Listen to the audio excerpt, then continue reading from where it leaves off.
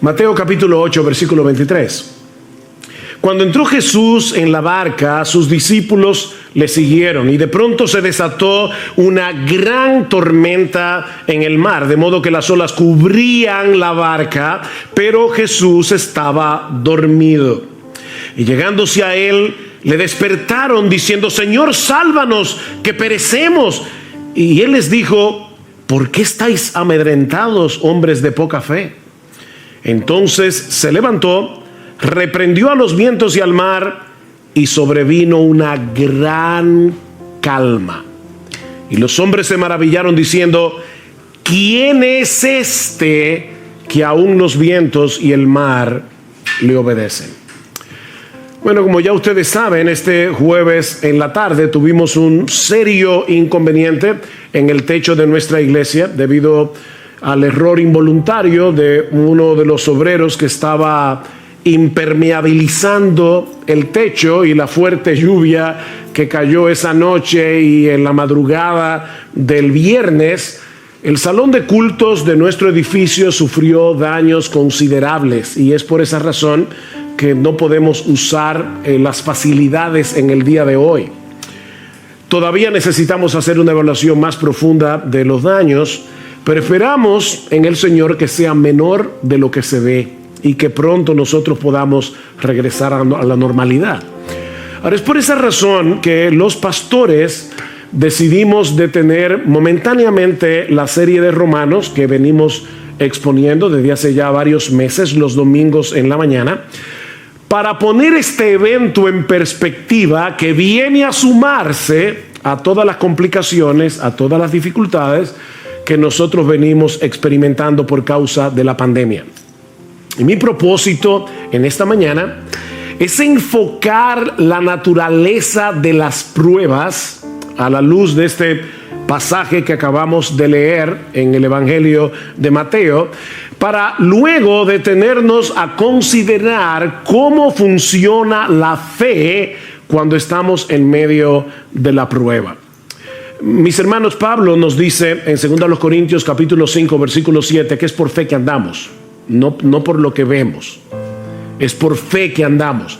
Y el autor de la carta a los Hebreos nos recuerda que sin fe es imposible agradar a Dios. Sin fe es imposible agradar a Dios. Podemos dedicarnos a las tareas más sublimes, a las tareas más extraordinarias, pero si no están acompañadas de fe, no serán del agrado de Dios. Ahora, la enseñanza de la Biblia acerca de la fe no deja de ser misteriosa y paradójica. Por un lado, la Biblia dice que la fe es un regalo de Dios. Dice Pablo en Filipenses, por ejemplo, capítulo 1, versículo 9, a vosotros se os ha concedido, a vosotros se os ha dado de gracia, no solo que creáis en Él, sino también que padezcáis por Él. La fe es un regalo de la gracia de Dios. Sin embargo, la Biblia nos dice que aunque la fe es un regalo de Dios, somos tú y yo los que creemos. Dios da la fe, pero nosotros somos los que ejercemos fe. Es por eso que Pablo nos exhorta en Efesios capítulo 6 a tomar el escudo de la fe con el cual podamos apagar los dardos de fuego del maligno. Somos tú y yo que tomamos la armadura. La armadura es de Dios, pero somos tú y yo que usamos la armadura. Y eso es precisamente lo que aprendemos de este pasaje. Esta historia tan conocida y narrada en una forma tan sencilla en el Evangelio de Mateo contiene algunas enseñanzas muy profundas acerca del ejercicio de la fe en medio de las pruebas. Y yo no quiero concentrarme en todos los elementos de la historia, sino solamente en eso. La fe en medio de las pruebas. Tanto Marcos como Lucas nos dicen que el Señor deseaba cruzar al otro lado del mar de Galilea. El Señor había estado llevando a cabo un ministerio muy intenso, un ministerio muy agotador, y el otro lado del mar era más tranquilo porque era más despoblado. Mis hermanos, nunca debemos olvidar que Jesús era verdadero Dios, pero que también era verdadero hombre.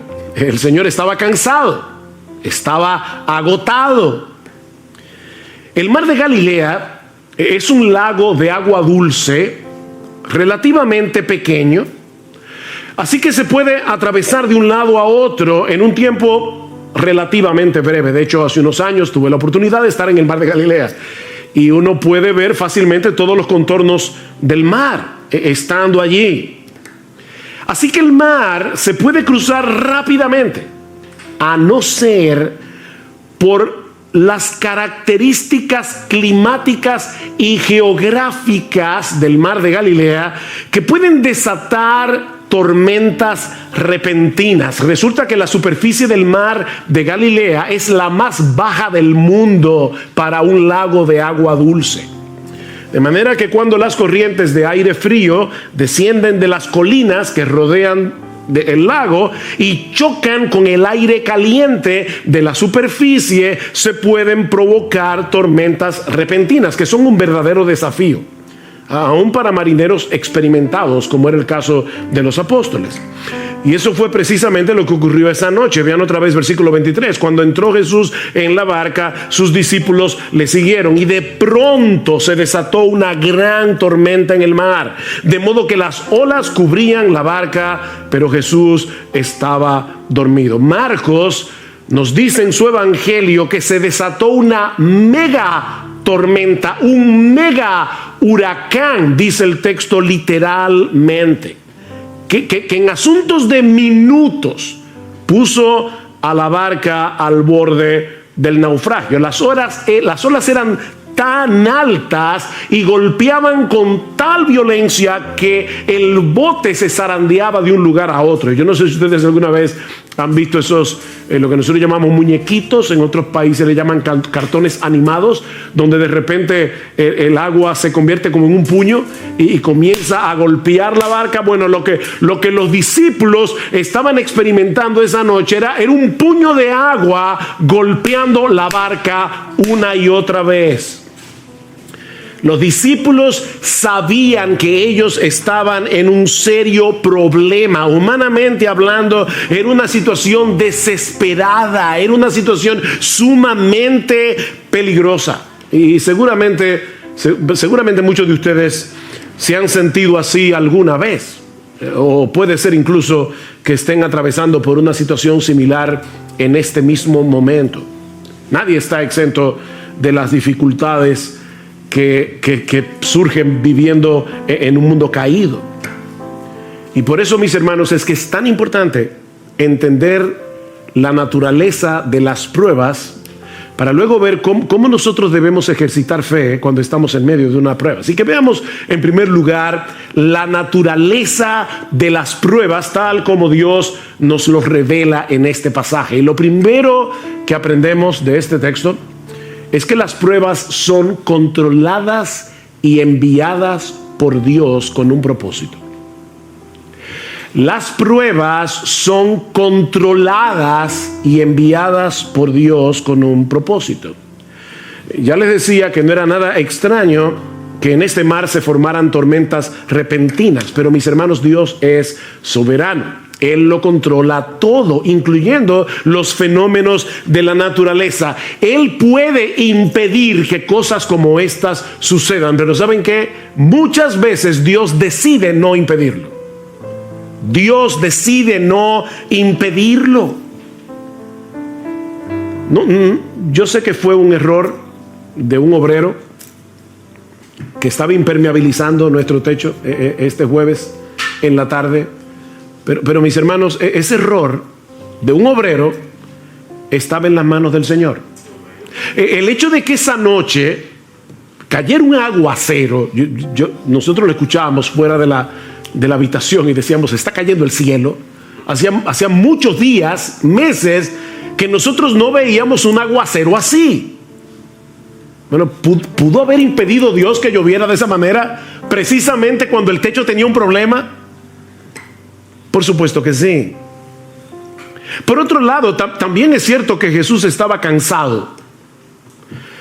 Mis hermanos, Jesús no estaba simulando que estaba dormido.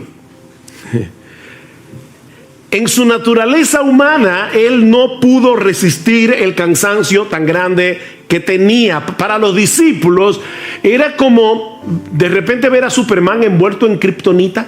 O sea, el Señor está ahí completamente agotado. Era tal el agotamiento de Jesús que ni el ruido de las olas ni el movimiento de la barca pudieron despertarlo. Él estaba completamente exhausto. Así que los discípulos sabían que su experiencia como marinero no les serviría de nada para poder maniobrar en una tormenta como esa, y por lo visto tampoco contaban con Jesús. Era una situación realmente desesperada. Pero mis hermanos, la Biblia nos enseña una y otra vez que las pruebas nacen en el trono de Dios. Las pruebas nacen en el trono de Dios. Ustedes recuerdan cuando Noemí regresó a Belén desde los campos de Moab, sin marido, sin hijos. ¿Cuál fue su explicación teológica a sus vecinos en Belén? El Todopoderoso me afligió. El Todopoderoso me afligió. Mis hermanos, las pruebas nacen en el trono de Dios. Jehová dio, Jehová quitó. Sea el nombre de Jehová bendito. Job no dijo, el diablo me quitó lo que Dios me dio. No, fue Dios que me lo dio y fue Dios que me lo quitó. No somos víctimas de un destino ciego. Estamos en las manos de un Dios lleno de sabiduría, de un Dios lleno de poder, que controla todas las cosas para su gloria y para el bien de su pueblo. Mis hermanos, déjenme hacerles una pregunta. ¿Quién fue que tomó la decisión de embarcarse esa noche para cruzar el lago? Fue Jesús. Él era el único responsable de que ellos estuvieran en esa situación. Y la tormenta que se desató esa noche repentinamente no era otra cosa que la voz de Dios levantando el viento, levantando las olas. Dice en el Salmo 107, Él habló y levantó un viento tempestuoso que encrespó las olas del mar. No fue la madre naturaleza la que provocó esa tempestad, fue el decreto soberano de Dios. Él metió a los discípulos en medio de ese mega huracán porque quería enseñarles algo acerca del poder y la autoridad del Señor Jesucristo. Así que, mi hermano, si tú estás ahora en medio de una prueba, sea grande, sea pequeña, tal vez no es un mega huracán, pero sea grande o sea pequeña, tú tienes que entender que fue Dios el que te metió en esa prueba. No fue el destino. No fue un virus invisible. No fue la gente que te rodea, decía el filósofo francés Jean-Paul Sartre. El infierno son los demás. No fueron las personas que te rodean las que te metieron allí. Dios te puso allí en medio de ese huracán con un propósito bueno y sabio, aunque ahora no podamos entenderlo. Pero este pasaje también nos enseña que las pruebas llegan sin aviso. Las pruebas suelen llegar sin aviso. Cuando los discípulos entraron en la barca, no podían imaginar lo que estaba a punto de ocurrir. Mateo nos dice que la tormenta se desató de pronto. ¿Lo ven en el versículo 24? De pronto, repentinamente. Las pruebas se introducen en nuestras vidas sin pedir permiso. Por eso es que Santiago dice, amados míos, tened por sumo gozo cuando os halléis en diversas pruebas. Y la idea es, cuando ustedes se encuentren de repente en diversas pruebas. Nosotros quisiéramos que las pruebas vinieran como espaciadas, ¿verdad? Que viniera una hoy, otra el año que viene. Pero dice Santiago, no, a veces tú tienes una prueba y luego vienen 25 juntas. Cuando os halléis en diversas pruebas, o como dice el texto literalmente, pruebas de diversos colores. Y desde nuestro punto de vista, las pruebas siempre llegan en el momento más inoportuno. Yo siempre me pregunto cuando escucho a la gente decir, wow, este era el peor momento para tener un problema económico, o este es el peor momento para yo enfermarme, este era el peor momento para tener una cirugía no planificada. ¿Cuándo es el mejor momento para tener un problema económico? ¿Cuándo es el mejor momento para tener una enfermedad incurable? Las pruebas llegan desde nuestro punto de vista en el momento más inoportuno. Pero mis hermanos, lo que a nosotros nos toma por sorpresa nunca sorprende a nuestro Dios. Porque Él es el que decreta las pruebas, como vimos ya. Y Él las supervisa para que no lleguen más allá de lo que nosotros podemos soportar. Él es que las supervisa para nuestro bien, como los montes rodean a Jerusalén. Salmo 125, así el Señor rodea a su pueblo desde ahora y para siempre. Nada me puede tocar sin pasar por la supervisión de Dios. Amén. Wow, qué glorioso eso. Amén.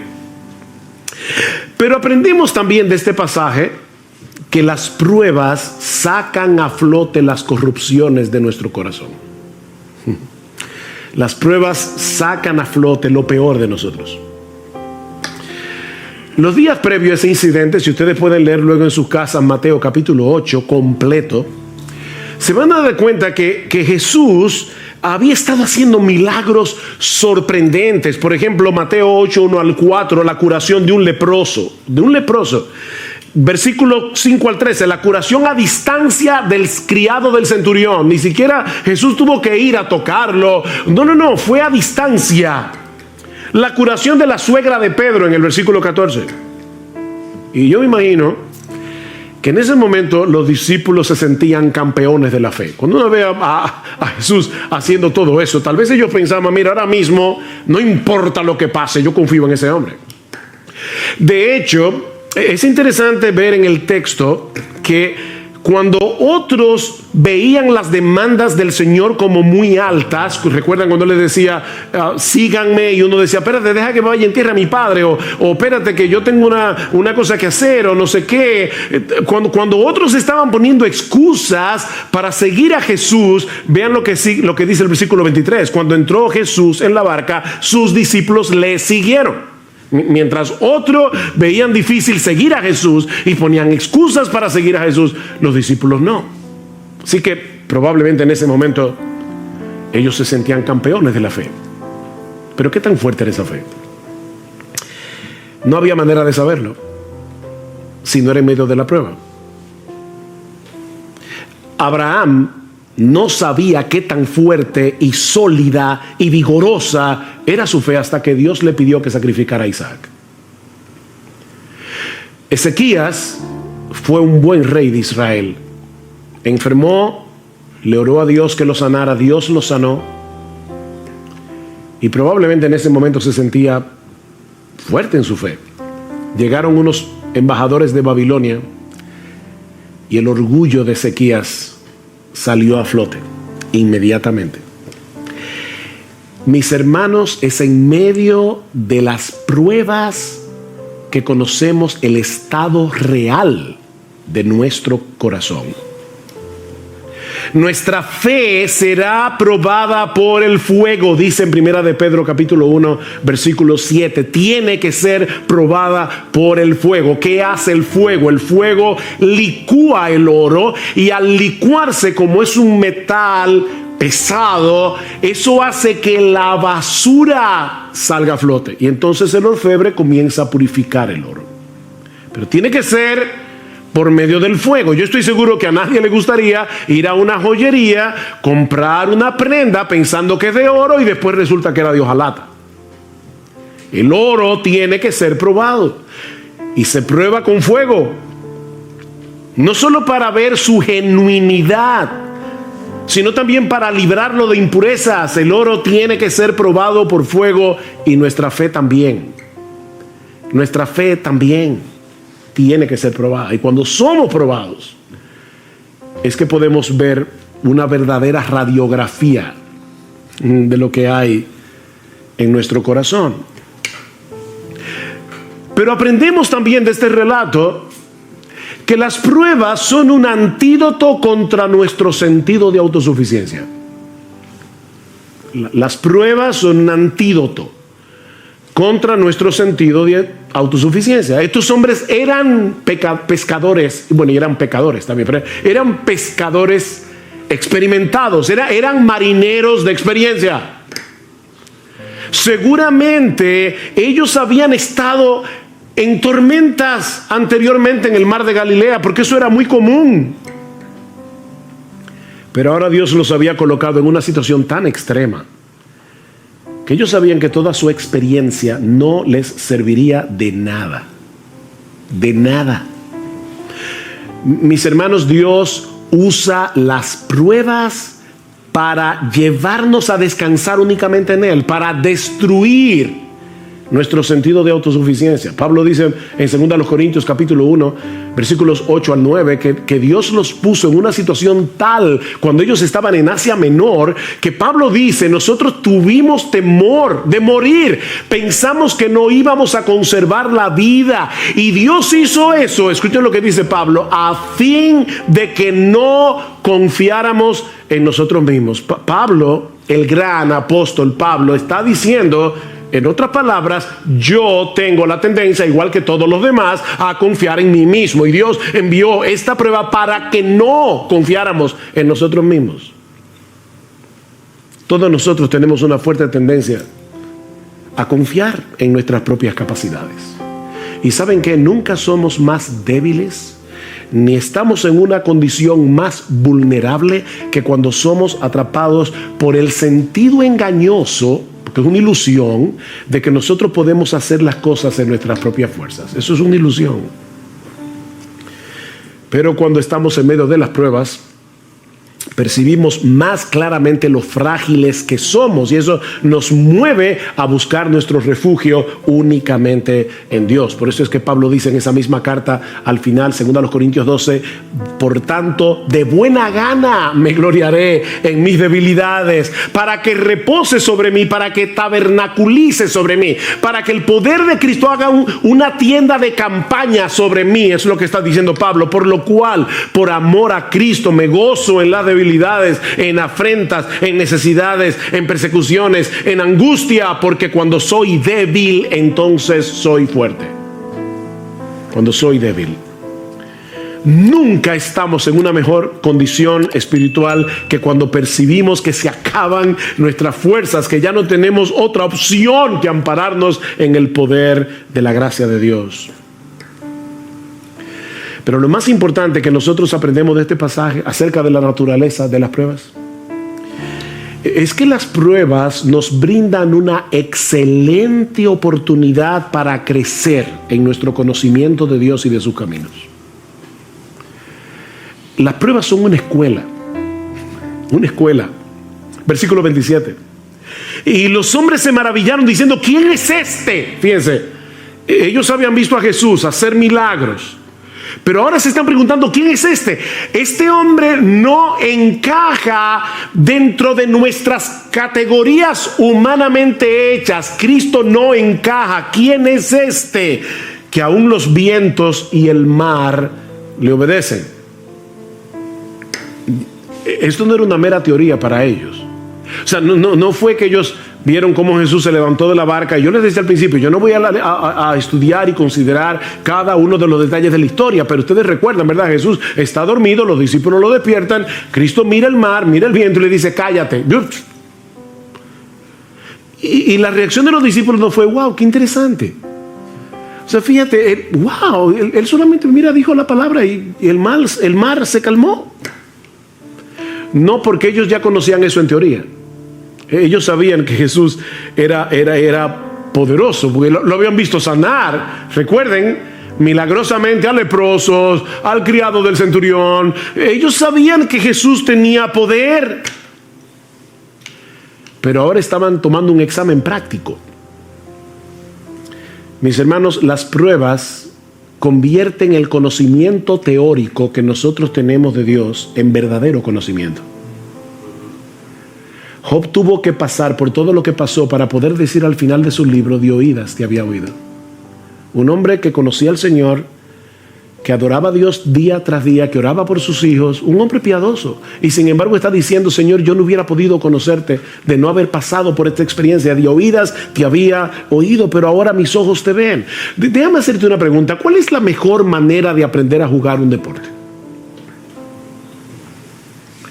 ¿Leyendo un manual sobre las reglas de juego, los movimientos? Mira, nosotros podemos tener un manual escrito por Leo Messi acerca de cómo jugar el fútbol y aprender el manual de memoria, pero la única forma de aprender a jugar fútbol es jugando fútbol. Esto no es teórico, hermanos. Esto no es teórico. Y lo mismo ocurre con la teología. Dios quiere que nosotros le conozcamos íntima y personalmente. Dios quiere que nosotros confiemos en Él, no teóricamente, sino en la práctica. Sí debemos estudiar la Biblia, obviamente. Sí debemos leer buenos libros de los atributos de Dios, de la teología. Eso es extremadamente importante. Pero ese conocimiento vendrá a ser verdadero conocimiento cuando nosotros podamos aplicarlo en medio de la tormenta. Así que son muchas las cosas que Dios nos enseña en medio de las pruebas. ¿Ven?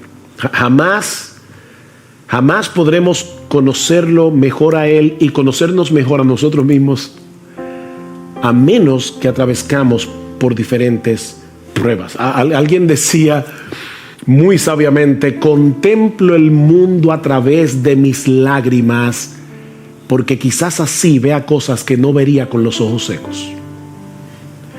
Contemplo el mundo a través de mis lágrimas, porque quizás así voy a ver cosas que yo no vería con los ojos secos. Hay cosas que no se ven con los ojos secos, se ven llorando. Pero este pasaje, tan sencillo, ¿verdad? Son solo como 4 versículos. También nos enseña algunas cosas acerca del ejercicio de la fe en medio de las pruebas. Sí, ya vimos lo que el pasaje nos enseña acerca de la naturaleza de las pruebas, pero veamos ahora lo que nos enseña este pasaje acerca del ejercicio de la fe en medio de las pruebas.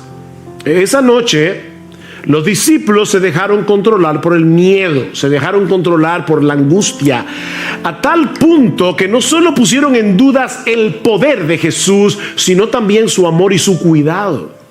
Vean otra vez el versículo 25. Y llevándose a él le despertaron diciendo, Señor, sálvanos, que perecemos. El evangelio de Marcos dice, Maestro, ¿no tienes cuidado que perecemos? Y no es que hay un error entre Marcos y Mateo, es que los discípulos comenzaron todos a hablar a la vez. Y unos dijeron una cosa, otros dijeron otra. Pero el punto es que ellos estaban tan llenos de miedo que perdieron de vista lo que implica tener a Jesús en la barca. Ellos perdieron eso de vista. Y algunos pudieran pensar, bueno, pastor, pero óyame, no era para menos. No, Cristo tenía una evaluación muy diferente. ¿Por qué estáis amedrentados, hombres de poca fe? Hay al menos 2 cosas que nosotros aprendemos de esa respuesta de Jesús a los discípulos. La primera es que la fe rehúsa dejarse dominar por el miedo. La fe rehúsa dejarse dominar por el miedo.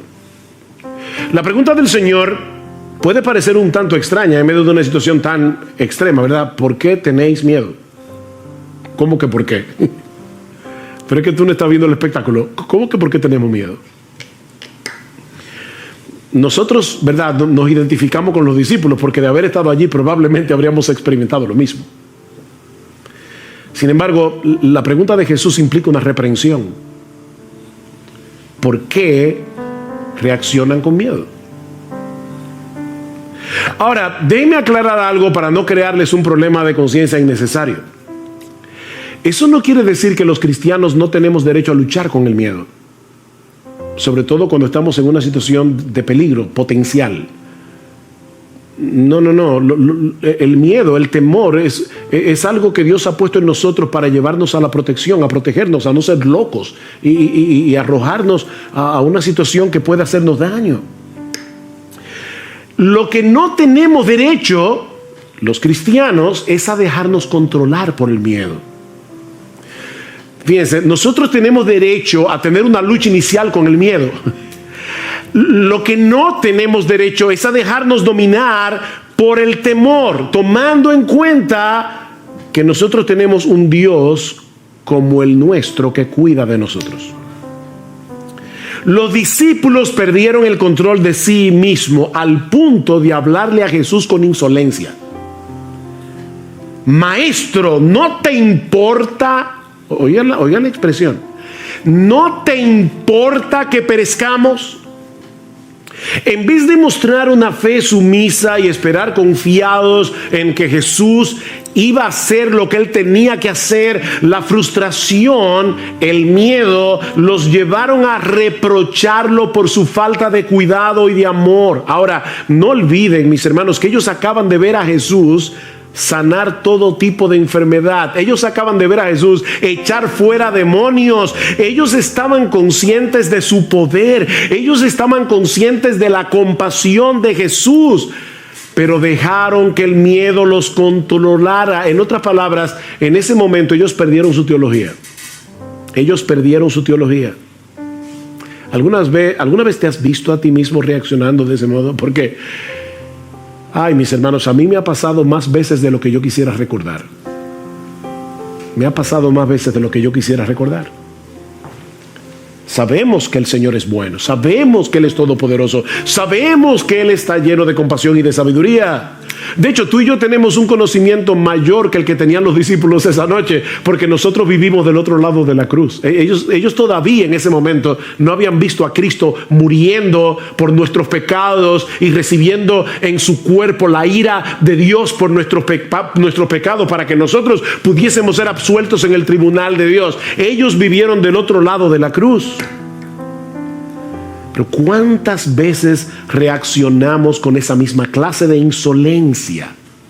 Con esa misma clase de incredulidad en medio de la prueba. No lo decimos con palabras, pero esa es la queja sutil y silente que está detrás de nuestra amargura y de nuestro descontento. Señor, una cosa es lo que la Biblia dice acerca de tu cuidado, acerca de tu protección hacia los tuyos, pero otra cosa muy diferente es lo que yo estoy viviendo en este momento. Puede que esto se aplique a algunos de tus hijos favoritos en la iglesia, pero honestamente yo no me siento cuidado por ti. De hecho, Señor, si yo puedo serte todavía más honesto, yo siento en este momento que a ti no te importa. Suena duro, ¿verdad? Eso fue lo que los discípulos le dijeron a Jesús. A ti no te importa. Por eso se llenaron de miedo. Imagínense lo terrible que es estar en un universo como el nuestro, en un mundo caído, lleno de problemas, y encima de eso saber que en los cielos hay un Dios a quien tú no le importas. Que a Dios no le importa.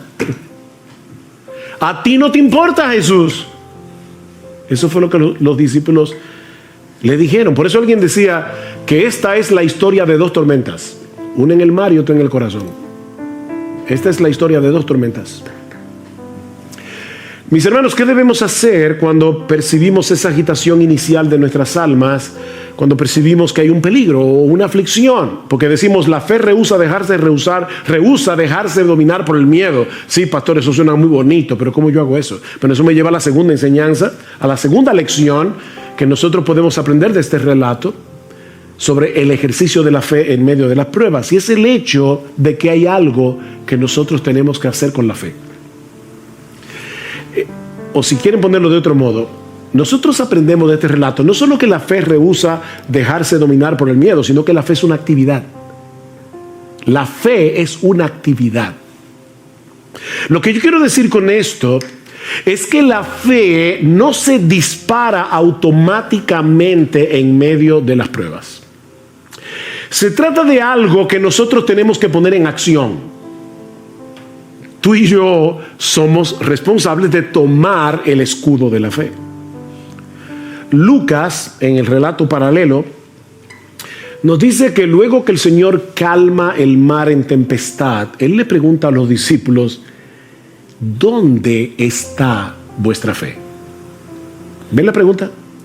Eso es como como el individuo que se compra un revólver para defenderse de los ladrones, lo esconde muy bien, y entonces cuando de repente lo asaltan y él le cuenta el relato a un amigo y le dice, wow, me asaltaron, y el revólver dice, no, los ladrones no lo encontraron, pero no hizo nada. O sea, él tenía el revólver ahí, pero no hizo absolutamente nada. Lo que Jesús le está diciendo es, ¿dónde está? ¿Qué hicieron ustedes con la fe? ¿Dónde está vuestra fe? ¿Qué hicieron ustedes en ese momento con la fe que tienen en mí? Porque mis hermanos, ellos tenían fe en Jesús, por eso lo despertaron, pero no hicieron nada con esa fe, aparte de despertar a Jesús insolentemente. Mis hermanos, hay algo que debemos hacer con nuestra fe para impedir que la angustia nos arrope. ¿Qué dice el salmista en el Salmo 56? En el día que temo, fíjense, no es yo nunca tengo miedo, no. En el día que temo, yo en ti confío. En el día que temo, yo tomo la decisión de confiar en ti. Yo tomo la decisión de pensar correctamente. Por eso decimos que la fe es una actividad, porque es la actividad de mantener a raya nuestra incredulidad con la palabra de Dios. Nosotros tenemos que mantener a raya la serpiente de la duda, la serpiente de la incredulidad con la palabra de Dios. El problema de los discípulos en la barca es que ellos no se hicieron cargo de la situación, sino que dejaron que la situación se hiciera cargo de ellos, que la situación los controlara. Miren, mis hermanos, cada vez que nosotros estamos en medio de una prueba, la voz de la duda comienza a hablar inmediatamente. Y lo que pasó esa noche es que ellos dejaron que la voz de la duda controlara la conversación, en vez de escuchar la voz de Dios a través de su palabra. ¿Por qué te abates, oh alma mía? Fíjense, ¿qué está haciendo el salmista aquí? Él está acallando la voz de la duda. ¿Por qué te abates, oh alma mía? ¿Por qué te turbas dentro de mí? Espera en Dios, porque aún he de alabarle, salvación mía y Dios mío. Háblale a tu alma, no dejes que la voz de la duda hable sin control. A final de cuentas, sí, el pánico de los discípulos no era justificado. No era justificado a pesar de la tormenta, porque el Rey de Gloria, el Creador de los cielos y de la tierra, estaba con ellos en la barca, y en ningún momento dejó de estar en control en su naturaleza divina, ni siquiera cuando su naturaleza humana estaba dormida.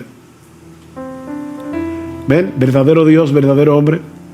Él estaba dormido, eso era verdad, pero su divinidad seguía despierta. El gran problema de los discípulos no era la tormenta, era la falta de fe. ¿Por qué estáis amedrentados, hombres de poca fe? Hombres de poca fe. Ellos no habían conectado los puntos entre los milagros que habían visto ver hacer a Jesús y la situación por la que estaban pasando en ese mismo momento. Era unas horas después. No conectaron los puntos. Mis hermanos, no son las circunstancias de la vida que nos llenan de temor. Lo que nos llena de temor es la falta de fe. Nosotros tenemos un montón de información almacenada en la cabeza acerca del poder de Dios, del amor de Dios, de la sabiduría de Dios. Pero en el momento de la prueba, nuestro diálogo interior nos traiciona. Y entonces, ¿ahora qué? Y sí, y entonces, y si pasa, y si viene. Ven, el diálogo interior nos traiciona. Lo que nos decimos a nosotros mismos no concuerda con nuestra teología. ¿Ven? Y terminamos dominados por el pánico. Pablo dice que los creyentes sabemos que a los que aman a Dios todas las cosas les ayudan a bien. O sea, Pablo dice, tú eres creyente, tú sabes eso porque el Espíritu Santo te lo ha enseñado, no solamente en su palabra, es que el Espíritu Santo nos habla esa verdad al corazón. Sabemos que a los que aman a Dios todas las cosas les ayudan a bien. ¿Cuál es el problema entonces? Que nos dejamos arrastrar a ese lugar que Juan Bunyan bautizó como llanura del olvido en el libro de La Peregrina. Y dice Bunyan, por cierto, esa es la parte más peligrosa de estos contornos, la llanura del olvido. Pues si alguna vez los peregrinos sufren algún desastre, es precisamente cuando se olvidan de los favores que han recibido y de lo inmerecidos que son estos. No te dejes arrastrar hacia la llanura del olvido. Y lo digo así porque así lo pone Bunyan, llanura del olvido. No te dejes arrastrar hacia ese lugar. Nunca olvides las misericordias de Dios en Cristo, porque su amor manifestado en el Calvario sigue tan intacto hoy como cuando Cristo estaba muriendo por tus pecados en la cruz. Está intacto el amor de Dios. Ayer escuchaba la historia de una mujer que iba en un barco y el capitán era su esposo. Resulta que de repente se levanta una fuerte tempestad, la mujer está muy atemorizada y va hacia el marido y el marido le pregunta: ¿por qué tienes miedo? Y ella le responde con otra pregunta: ¿y tú por qué no tienes miedo? Hay una tormenta allá afuera.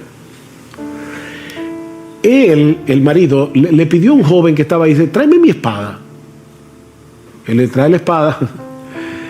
Y él se coloca con la espada frente a ella y le dice: ¿tú me tienes miedo? Y dice ella: por supuesto que no. Y dice: ¿por qué tú no me tienes miedo? Dice: porque yo sé que tú me amas, tú eres mi esposo. Bueno, le dice él, el Dios que controla esta tormenta es mi Padre que me ama y no la usará para hacerme daño. Ella dice: pero el barco puede hundirse. Ah, le dice él, entonces mi alma irá a su presencia a la espera de la resurrección de mi cuerpo.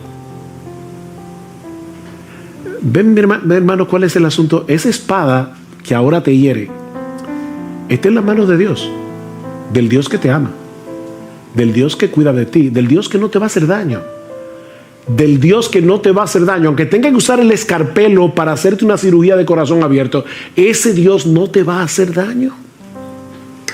Mis hermanos, no podemos permitir que las consecuencias de esta pandemia o lo que sucedió este fin de semana con nuestro edificio, claro que no me dio alegría saber que este domingo no nos íbamos a poder reunir en nuestro local. Por supuesto que me dio tristeza ver toda esa agua corriendo por el púlpito y bañando las sillas. Y no fue motivo de alegría subir al techo esta semana, el viernes, y ver lo que había pasado allí. O cualquier otra cosa que pueda suceder mañana. No pueden llevarnos a perder de vista el poder y el amor de Dios, y que Él hace todas las cosas con un propósito sabio y santo, aunque nosotros no lo entendamos. Yo le decía a mi esposa, yo no sé si, por supuesto, este no es la única razón por la que Dios permitió todo esto, pero quién sabe si Dios quería que nosotros cambiáramos el mensaje de Romanos y predicáramos este mensaje. Una de las razones por las que Dios obró para que mucha gente fuera consolada a través del texto de Mateo 8. ¿Quién sabe? Dios tiene tantos propósitos que solo los descubriremos todos cuando lleguemos al cielo. ¿Y acaso? No a nosotros, Señor, no a nosotros, sino a tu nombre da gloria, Salmo 115, por tu misericordia y por tu fidelidad. Solo tu nombre merece gloria porque solo tú estás lleno de misericordia y solo tú eres completamente fiel. Y ahora escuchen la pregunta: ¿por qué han de decir las naciones, ¿dónde está ahora tu Dios? Y yo te digo, ¿por qué le vas a permitir a tu alma, por qué le vas a permitir a tu corazón decir dónde está ahora tu Dios? Respuesta: nuestro Dios está en los cielos, Él hace lo que le place. Ahora, no olvides que lo que le place es conforme a su misericordia y conforme a su fidelidad. Alguien decía, tal vez escuchemos a nuestro corazón decir: no hay esperanza, pero debemos rebatírselo. Cuando tu corazón diga no hay esperanza, dice él, debemos rebatírselo. Sí hay esperanza. Sí hay esperanza porque Cristo está en la barca. en nuestras vidas. Cristo está en la barca. Él ha prometido estar con nosotros todos los días hasta el fin del mundo. Y con una sola palabra, Él puede calmar el mar en tempestad. Cristo simplemente dijo: cállate, enmudece. Y la tormenta se calmó como un niño obediente. Porque nuestro Dios controla el universo. Así que no importa qué tan severa sea la tormenta, no importa qué tan claro percibamos que nuestra barca está a punto de naufragar, una sola palabra de Cristo es suficiente para hacer que el mar vuelva a sosegarse. Y Él dirá esa palabra en el momento preciso, cuando la prueba haya cumplido su propósito. Él dirá la palabra.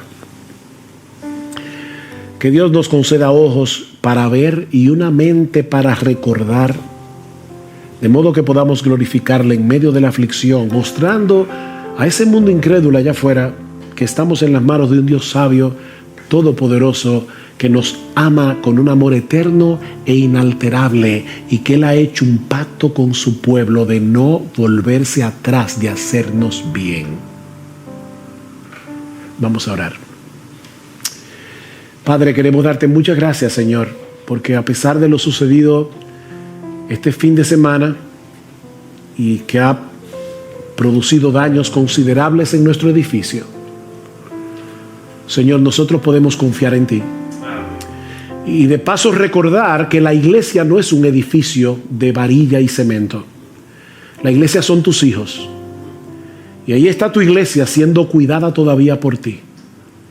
Gracias, Señor, por habernos permitido en esta mañana traer estas lecciones extraídas de un pasaje tan sencillo y al mismo tiempo tan profundo. Pero, oh Señor, te rogamos, ayúdanos ahora a convertir este conocimiento teórico en un conocimiento práctico. Señor, ayúdanos a conocerte mejor y ayúdanos a conocernos mejor. Y que nosotros podamos, en medio de cualquier situación o circunstancia, refugiarnos en ti, la roca inconmovible de los siglos. Alabado sea tu nombre, y alabado sea nuestro bendito Señor y Salvador Jesucristo, que ha prometido estar con nosotros todos los días hasta el fin del mundo. Amén y amén. Únete a nuestra misión para llevar la palabra de Dios al mundo. En Romanos 10, del 14 al 15, la Biblia nos recuerda: ¿cómo pues invocarán a aquel en el cual no han creído? ¿Y cómo creerán en aquel de quien no han oído?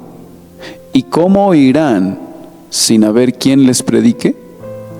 Estamos comprometidos a difundir los poderosos mensajes para que más corazones sean alcanzados por el Evangelio y transformados por el amor de Cristo. Suscríbete hoy y sé parte de esta comunidad que comparte la esperanza y la verdad de Dios con un mundo que lo necesita desesperadamente. Juntos podemos impactar vidas y llevar el mensaje de salvación a más personas. Tu apoyo no solo ayuda a que estos sermones lleguen más lejos, sino que también te hace parte de una familia que ora, crece y se edifica espiritualmente. Haz clic en suscribirse y comparte esta bendición con otros. Juntos llevaremos la luz de Cristo a las naciones.